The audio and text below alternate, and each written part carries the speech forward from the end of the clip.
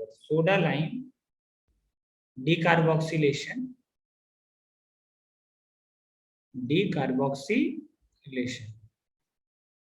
ठीक है, या इसी को एक और नाम से जानते हैं ऑकवुड प्रोसेस, OOKWOOD, ऑकवुड प्रोसेस। साइंटिस्ट का नाम था ऑकवुड, जो दिया था ये सोडा लाइम डीकार्बोक्सिलेशन, ठीक है। अब सोडा लाइम क्या होता है बताओ, किसी को पता है व्हाट इज सोडा लाइम? इसके अंदर लिखो when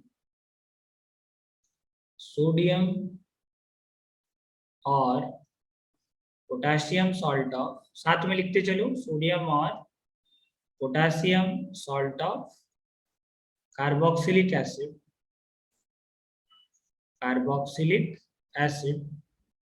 is heated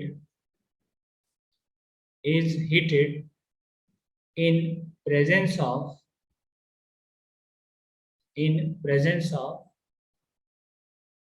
NaOH and CaO, calcium oxide, then 1 carbon less alkane is formed. 1 carbon less alkane is formed via carboanion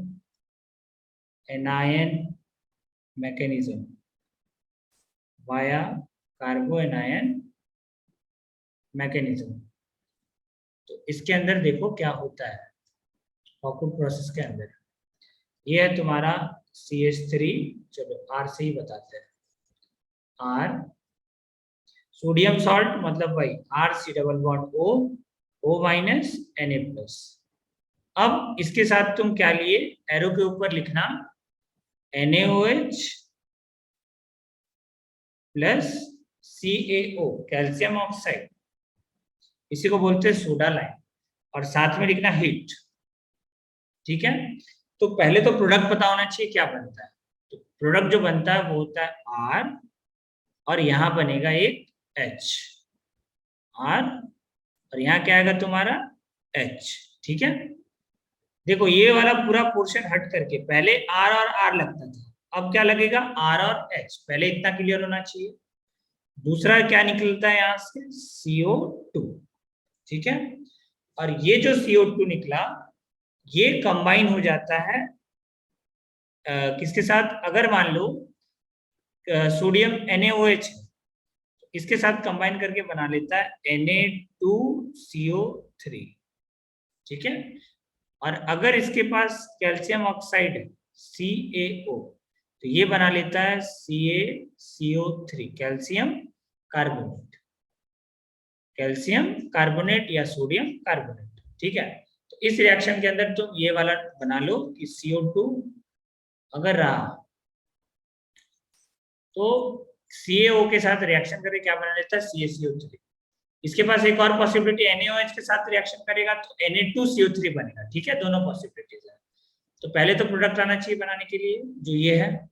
अब इसका मैकेनिज्म देखो, पहले मैकेनिज्म बताएं, पहले प्रोडक्ट बताए, क्या बताए, बोलो, जैसा बोलोगे वैसा करेंगे। बताओ पहले प्रोडक्ट बताए या पहले मैकेनिज्म बताए, क्या करें बताओ तुम लोग, पहले प्रोडक्ट सीखना है या मैकेनिज्म सीखना है? मैकेनिज्म बता दो सर पहले। चलो तो लिखो पहले मैकेनिज्म, देखो इसका मैकेनिज्म। अब यहाँ हम कहीं पे भी वर्ड इलेक्ट्रोलिसिस मेंशन नहीं किया है, ठीक है। कहीं पे लिखे क्या इलेक्ट्रोलिसिस, कहीं पे नहीं लिखे, तो इलेक्ट्रोलिसिस अब खत्म हो गया, वहीं तक था इलेक्ट्रोलिसिस, ठीक है। तो यहाँ देखो फर्स्ट स्टेप में क्या होता है, फर्स्ट स्टेप में ये जो बना तुम्हारा सॉल्ट है RC double bond O minus और Na+, ये कौन सा सॉल्ट है, सोडियम या potassium salt of carboxylic acid, ठीक है। आया समझ में, ये सॉल्ट है। अब सॉल्ट से जो एनाइनिक पार्ट है वो हटेगा, देखो RC double bond O minus, ये तो एनायन अलग होता है और केटायन अलग होता है, क्योंकि एक्वा सॉल्यूशन है ये केटायन कौन है तुम्हारा Na+, ये तुम्हारा केटायन, Na+। अब तुम ये जो एनायन बना, ये तो एक्वा सॉल्यूशन के अंदर डिसोसिएट हो जाता है अपना कैटायन एनायन में, ये तो डिसोसिएट हो जाएगा। अब ये जो बना एनायन, ये है R≡C≡O, ये एनायन बना। इसको तुम हीट करते हो, क्या करते हो, इसको हीट करोगे तो क्या बनता है समझना। ये जो यहाँ पे रेजोनेंस हो रहा है, ध्यान से देखो, ये ऑक्सीजन क्या करता है, यहाँ पे शिफ्ट करता है अपना इलेक्ट्रॉन, और ये जो इलेक्ट्रॉन है ये पूरा R ले लेता है। तो यहाँ देखो CO2 बनेगा, CO2 बनने के लिए ये बॉन्ड यहाँ बनना चाहिए, ये रेडिकल यहाँ से ये पूरा का पूरा जो तुम्हारा बॉन्ड है ये इधर शिफ्ट करेगा, और ये बन जाएगा R-, और यहाँ से निकलेगा CO2 गैस। ये वाला स्टेप आया समझ में। देखो ये बॉन्ड यहाँ से यहाँ, और ये वाला बॉन्ड यहाँ से यहाँ, ठीक है। उस केस में रेडिकल था, इस केस में एनायन है, दोनों में फर्क है। ये क्या बना तुम्हारा, कार्ब एनायन। वहां क्या बनता था इलेक्ट्रोलिसिस प्रोसेस में, कार्ब फ्री रेडिकल, क्या बनता था, फ्री रेडिकल। अब थर्ड स्टेप में क्या होता है, ये जो एनायन बना, ये एनायन बेस के जैसा काम करता है, और सामने होता है पानी, क्या होता है प्रेजेंट, H2O। इसके ऊपर चार्ज होता है डेल्टा माइनस, और इसके ऊपर चार्ज होता है डेल्टा प्लस। तो यहाँ पे क्या करता है, इसके H पे अटैक करता है, यहाँ बॉन्ड यहाँ से यहाँ, ठीक है, शिफ्ट कर जाता है ये बॉन्ड। तो बताओ इस रिएक्शन को हम लोग क्या बोलते हैं, ये बना RH प्लस, क्या निकल गया, HO माइनस। बताओ इस रिएक्शन को हम लोग क्या बोलते हैं, अगर एनायन H पे अटैक करे तो रिएक्शन क्या होता है, बताते हैं, एसिड बेस रिएक्शन बोलते हैं। देखो एसिड बेस रिएक्शन, जब भी एनायन हाइड्रोजन पे अटैक करे तो हम लोग एसिड बेस बोलते हैं, और जब भी एनायन हाइड्रोजन के अलावा किसी और एटम पे अटैक करे उस केस में न्यूक्लियोफिलिक रिएक्शन होता है, ठीक है, जो आगे चैप्टर्स में पढ़ेंगे एल्काइल हैलाइड चैप्टर्स में। तो ये मैकेनिज्म नोट डाउन कर लो, पहले मैकेनिज्म लिखो और बताते वन लाइन में क्या याद रखना है। पहले ये मैकेनिज्म लिखो, फिर बताएंगे वन लाइन। ये लिख लियो ऊपर तक, ऊपर तक लिखो पहले, नीचे आते हैं। ऊपर लिख लियो क्या सब, या सब स्क्रीनशॉट मार लेते हो, लिख लिया है सर। स्क्रीनशॉट। मैकेनिज्म लिखो। मैकेनिज्म में किसी को प्रॉब्लम है क्या, मैकेनिज्म में किसी को प्रॉब्लम है क्या,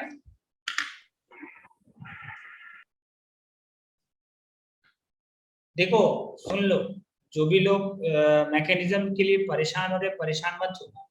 क्यों नहीं होना, क्योंकि देखो मैकेनिज्म में जो बनता है वो याद ही रखना पड़ता है तुमको। देखो रेडिकल, तुम बोलोगे सर वहां रेडिकल क्यों बन रहा था या कार्बेनाइन क्यों बन रहा है, ये सवाल जायज नहीं है, ठीक है।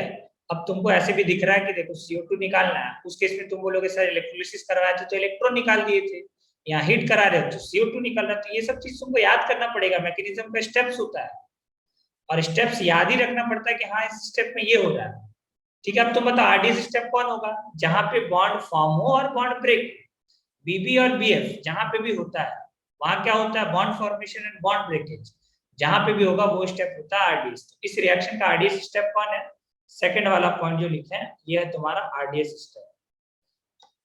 तो RDS स्टेप में कार्बेनाइन बना, इतना अगर तुमको याद है तो तुम इससे सारा क्वेश्चन सॉल्व कर लोगे, कोई इशू नहीं आएगा क्वेश्चन बनाने में।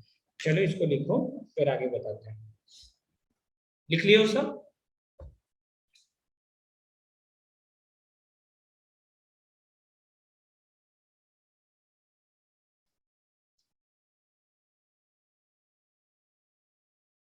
ये ध्यान रखना एसिड बेस रिएक्शन कब बोलते हैं, जब कोई भी एनायन अगर H पे अटैक करे तो वो एसिड बेस होता है। और हम बहुत अच्छे से एसिड बेस रिएक्शन पढ़ाए थे, शायद हम जब BSCC में थे तभी पढ़ाए थे।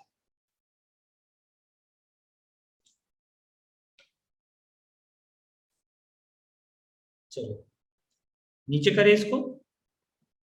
अब देखो वन लाइन क्या याद रखना है तुमको, जो याद रखना वो ये है, one line, one line mechanism, इससे तुम्हारा काम हो जाएगा सारा, one line mechanism.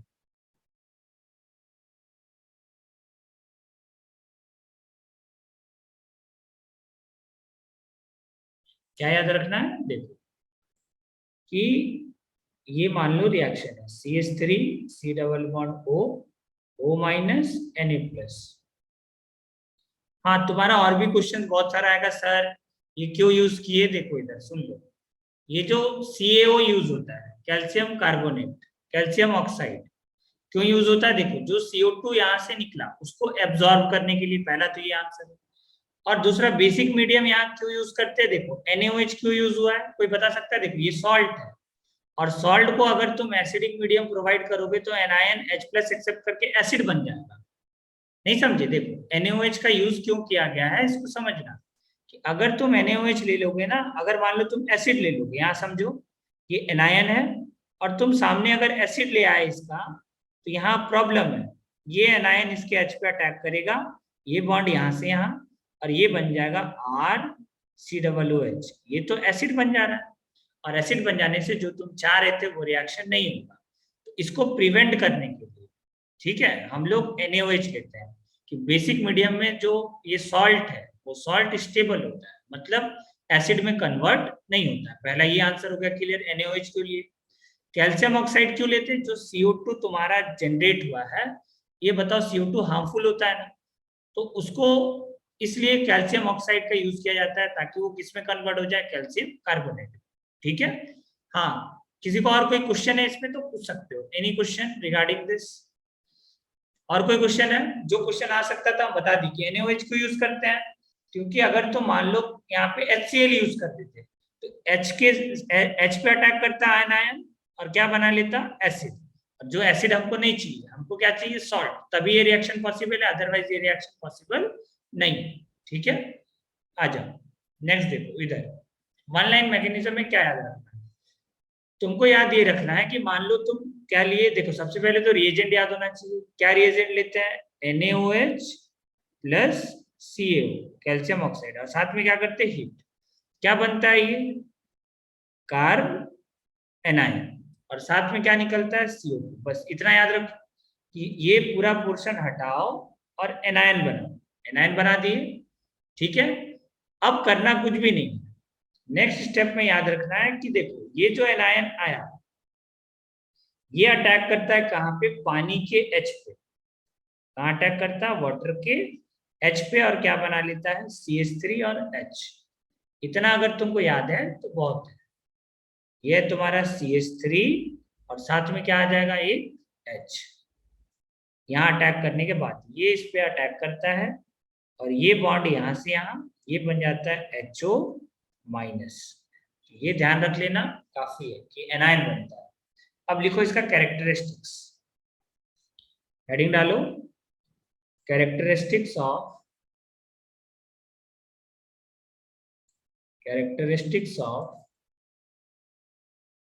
Soda lime decarboxylation. इसका नाम होता है सोडा डीकार्बोक्सिलेशन। का क्या मतलब है, डीकार्बोक्सिलेशन का मतलब होता है रिमूवल ऑफ CO2। डीकार्बोक्सिलेशन का मतलब सोडा लाइम डीकार्बोक्सिलेशन। देखो डीकार्बोक्सिलेशन का मतलब होता है रिमूवल ऑफ CO2। कहीं पे भी केमिस्ट्री के अंदर क्या लिखा रहे, डीकार्बोक्सिलेशन, मतलब समझ जाना रिमूवल ऑफ CO2 का बात कर रहा है। हाँ बोलो, क्या बोल रहे थे, बोलो। सर वो सेकंड स्टेप में जो CH3 है वो वाटर से क्यों रिएक्ट करेगा, मुझे नहीं समझा। देखो एक बात बताते तुमको, देखो ये प्रोडक्ट बनता है, ठीक है, अब बना कैसे होगा उसके बारे में बात करते हैं। तो ये एनायन अगर H पे अटैक नहीं करेगा तब ये कभी बन पाएगा, ये प्रोडक्ट जो यहाँ दिख रहा है तुमको RH कभी बन पाएगा, तुमको पहले से प्रोडक्ट पता होता है ये डालने से ये बनेगा। अब मैकेनिज्म के थ्रू हम एक्सप्लेन करने की कोशिश करते हैं ऐसा क्यों हुआ, उल्टा चलते हैं कि अटैक कर रहा होगा तब तो R- अटैक कर रहा होगा इसके H पे, तब तो बनेगा ये RH।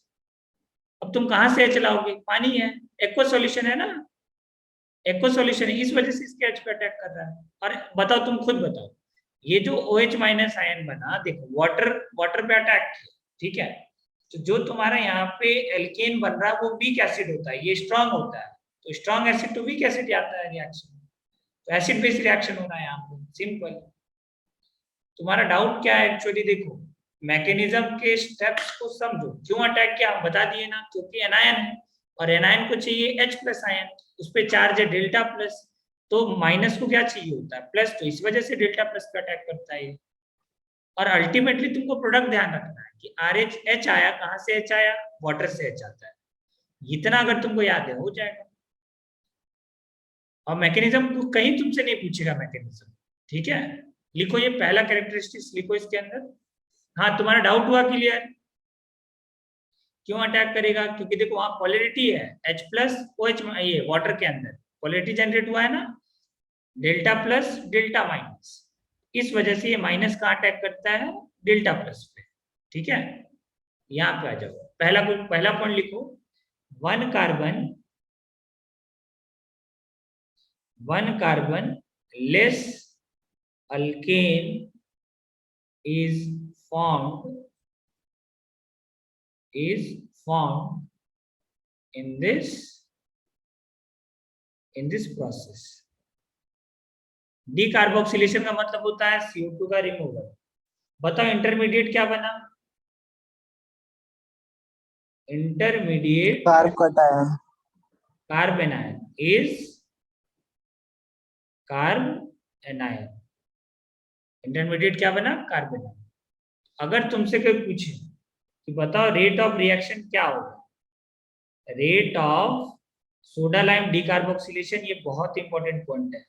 सोडा लाइम डीकार्बोक्सिलेशन अगर तुमसे पूछे कि बताओ रेट किन किन चीजों पे डिपेंड करेगा, मतलब कहाँ पे रेट ऑफ रिएक्शन ज्यादा होगा, तो rate of soda lime decarboxylation is, यहाँ लिख देते हैं, rate of soda lime decarboxylation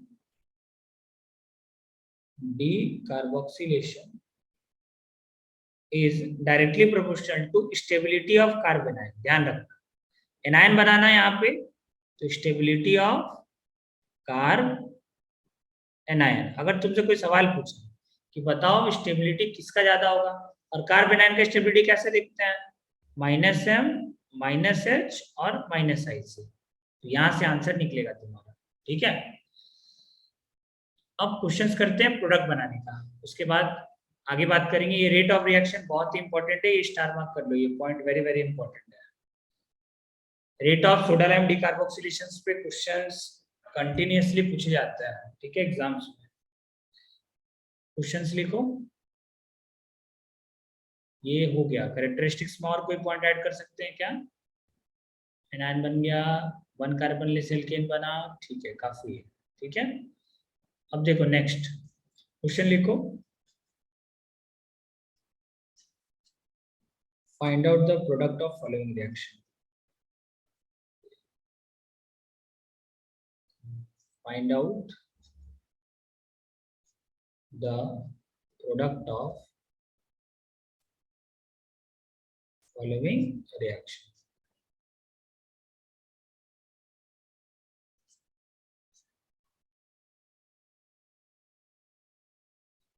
following reaction, चलो सबको प्रोडक्ट बनाना है, ठीक है, प्रोडक्ट बनाओ इसका।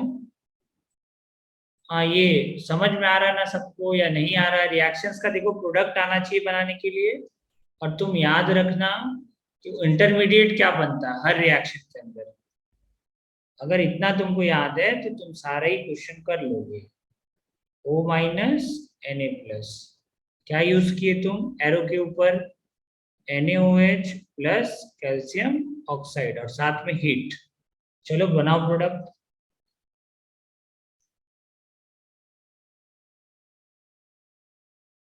देखो पहले जैसा मत बनाना,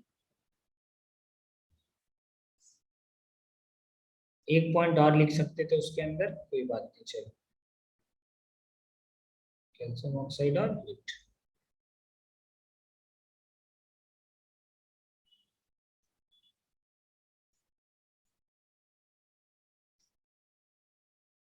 प्रोडक्ट बनाओ, सब प्रोडक्ट बना के बताओ।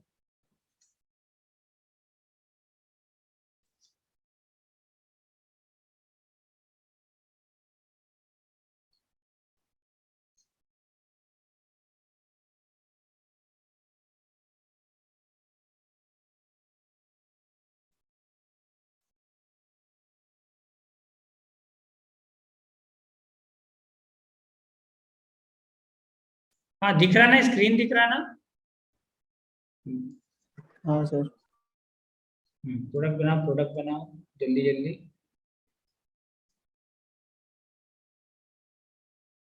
कोशिश करो 2 स्टेप लिखने का। कार्बेनाइन बनाओ, ये बार बार एरो के ऊपर लिखो NaOH प्लस CaO, तब याद रहेगा, वरना भूल जाओगे पढ़ने के बाद।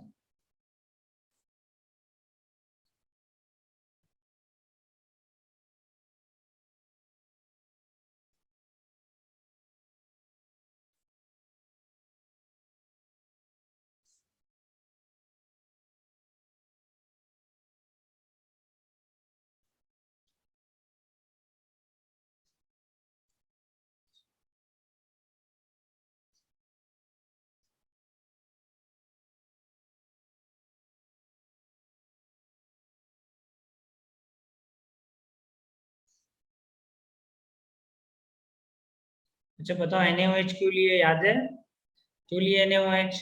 ताकि वो फिर से एसिड में ना कन्वर्ट हो जाए। ठीक है, चलो। हाँ प्रोडक्ट बनाओ सर, बताओ प्रोडक्ट। एक नया कंसेप्ट बताए, चलो बताएंगे बात।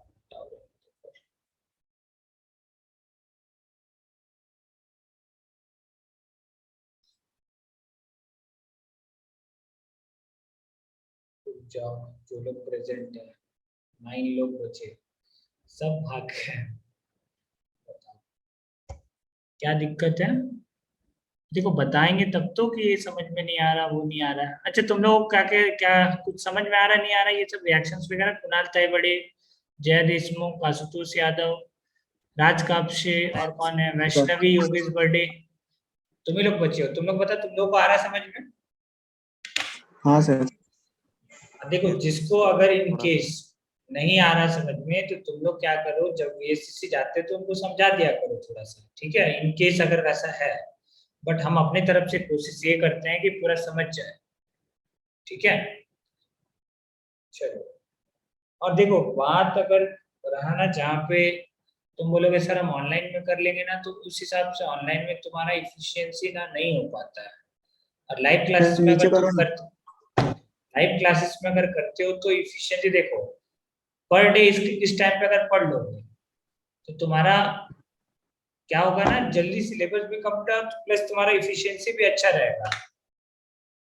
और ऐसे अकेले वीडियोस देखोगे तो उतना इफिशिएंटली नहीं रहेगा तुम्हारे लिए, ठीक है। बाकी तुम लोगों का मर्जी, जैसा करना है करो, ठीक है। बट अगर नहीं आ रहा है समझ में, तो जो भी ऐसे ही अगर लीव कर रहे हैं तो उनको लीव नहीं करना चाहिए, पूछना चाहिए। हम तो पूछते ही है बार बार, समझ आ रहा नहीं आ रहा।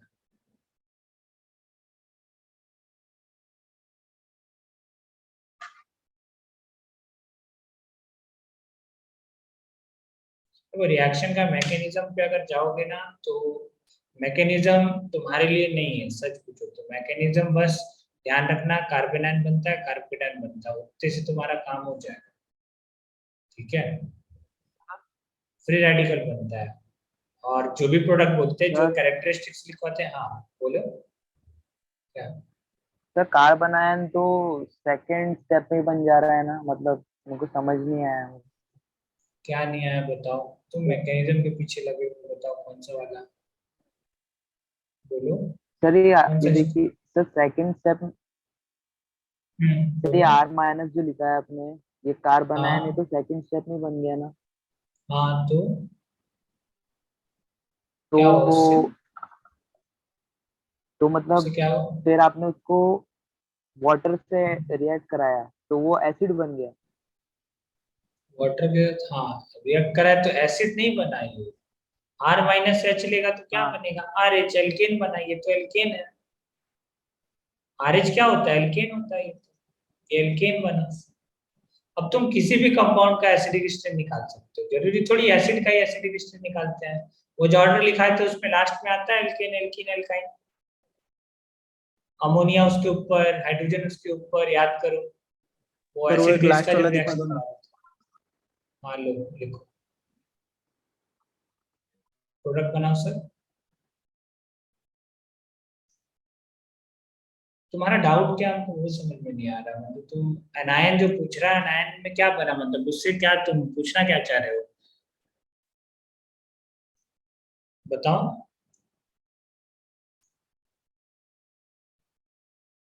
हाँ देखो, यहाँ बताओ क्या बनेगा प्रोडक्ट। आंसू तो ये क्या नाम है इसका, बताओ। ये लोकेश पवार, बताओ यहाँ प्रोडक्ट क्या बनेगा।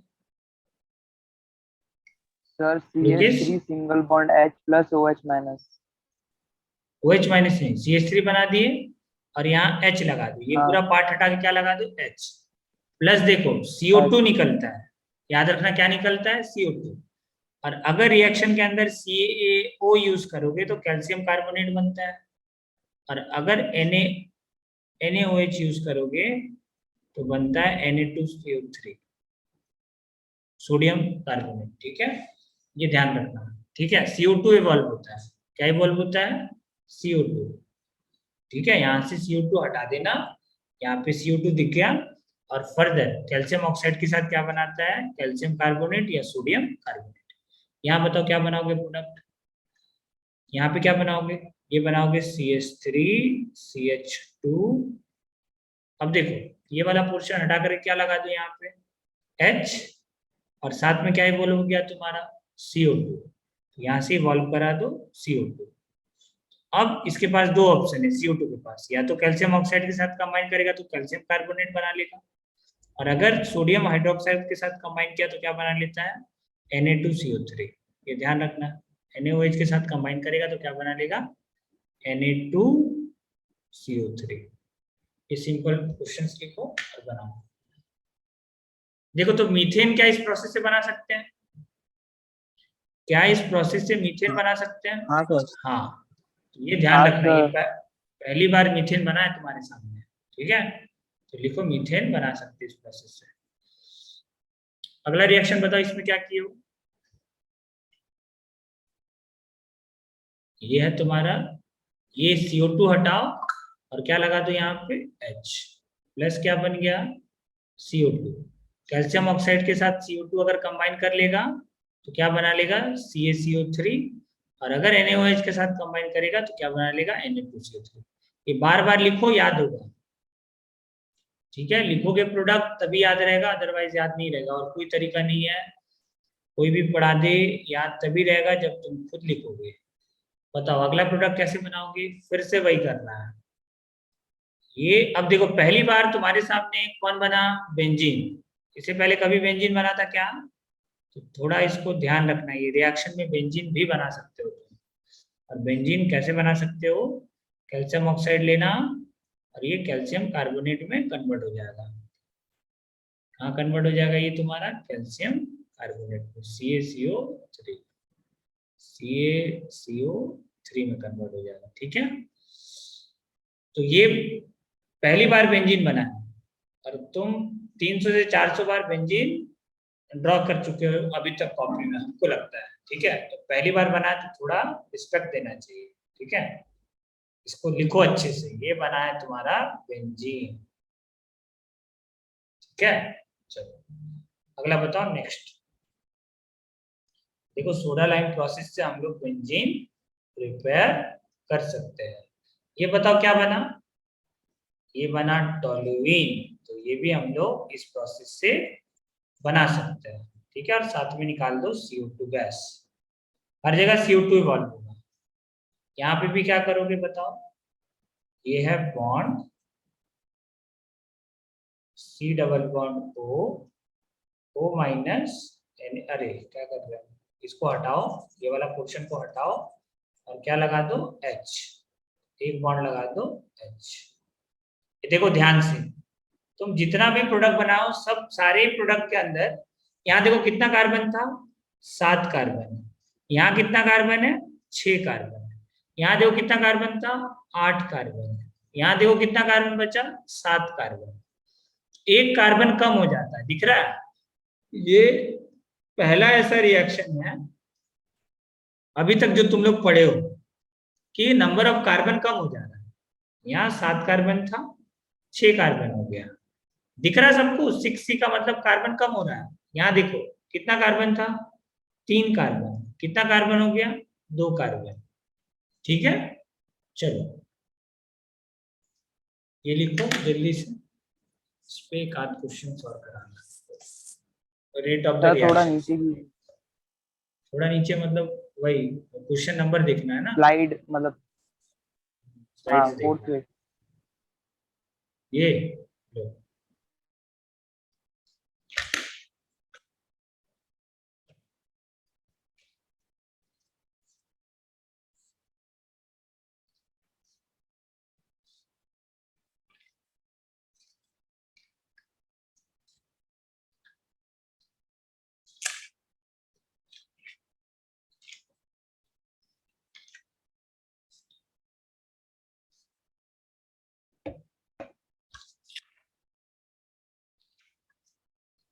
चलिए क्वेश्चन दे रहे हैं, लिखो क्वेश्चन लिखो।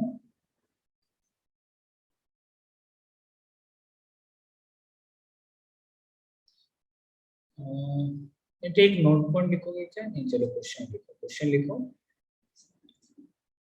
Find out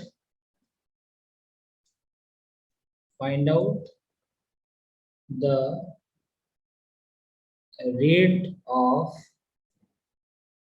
rate of reaction in soda lime decarboxylation.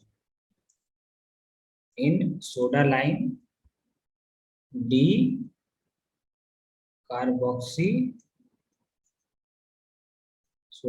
decarboxylation। वैसे देखो, तुमको रेट बताना है, ठीक है? रेट ऑफ द रिएक्शन तुम लोग सब जानते हो, रेट किस तरीके से आता है, RCH2। बताना है रेट किसका ज्यादा है और किसका कम है, O माइनस Na+, और एक ये compound CH3 CH2 C double bond O minus Na+। इन दोनों में बताओ रेट ऑफ रिएक्शन किसका ज्यादा है?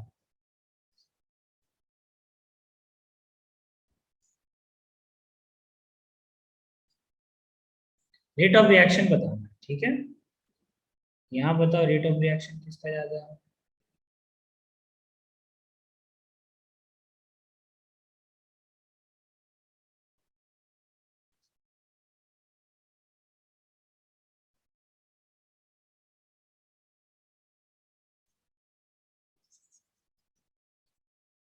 रेट ऑफ रिएक्शन बताना, ठीक है? O माइनस Na+, और यहाँ ले लो तुम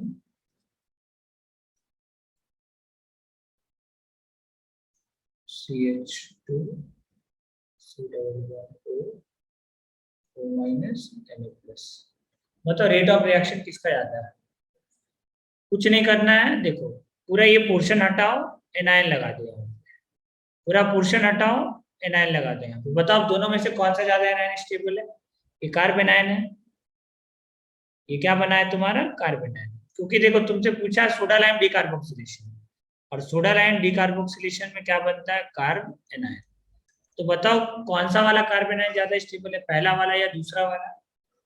ये वाला पोर्शन भूल जाना, जो रेड वाला पोर्शन है ये हटा करके कार्बन आयन बना दो, और इसको हटा करके कार्बन आयन बना दो, दोनों को हटा करके कार्बन आयन बना दिए। अब बताओ दोनों में से कौन सा कार्बन आयन ज्यादा स्टेबल है? देखो यहाँ पे C डबल बॉन्ड का कौन सा इफेक्ट लग रहा है? माइनस है। यहाँ पे बताओ CH3 का कौन सा इफेक्ट लग रहा है? प्लस आई। बताओ कौन सा वाला ज्यादा स्टेबल हुआ? तो जो ज्यादा स्टेबल होगा उसका रेट ऑफ, हाँ ध्यान रखना, जो ज्यादा स्टेबल होगा उसका रेट ऑफ रिएक्शन क्या होगा? फास्टर। बताओ इन दोनों में कौन सा? फिर ये वाला पोर्शन हटाओ, एनायन बना दो। यहाँ पे भी ये वाला पोर्शन हटाओ, एनायन बना दो। तो बताओ कौन सा वाला पोर्शन ज्यादा स्टेबल है? ये माइनस और यहाँ ये माइनस। बताओ दोनों में से कौन सा माइनस ज्यादा स्टेबल है? यहाँ इसका क्या लग रहा है? Minus M effect. और यहाँ इसका कौन सा इफेक्ट लग रहा है? Plus I effect. तो बताओ कौन सा ज्यादा स्टेबल होगा? कौन सा ज्यादा स्टेबल होगा? ऑब्वियसली ये वाला माइनस एम। पता है ना कार्बन आयन का स्टेबिलिटी कैसे देखते हैं? कार्बन आयन का स्टेबिलिटी कैसे देखते हैं? स्टेबिलिटी जितना ज्यादा कार्बन आयन का स्टेबिलिटी होगा, माइनस एम, माइनस एच और माइनस आई, उतना ही क्या होगा, rate of the reaction faster होगा, ये ध्यान रखना। और डीकार्बोक्सिलेशन उतना ही क्या होगा, आसान होगा। ठीक है, बताओ आज का कोई टॉपिक में डाउट है तो पूछो, आज यहीं तक रहने देते हैं, बाकी कल नया रिएक्शन स्टार्ट करेंगे। आज यहाँ पे हम करते हैं इसको समाप्त।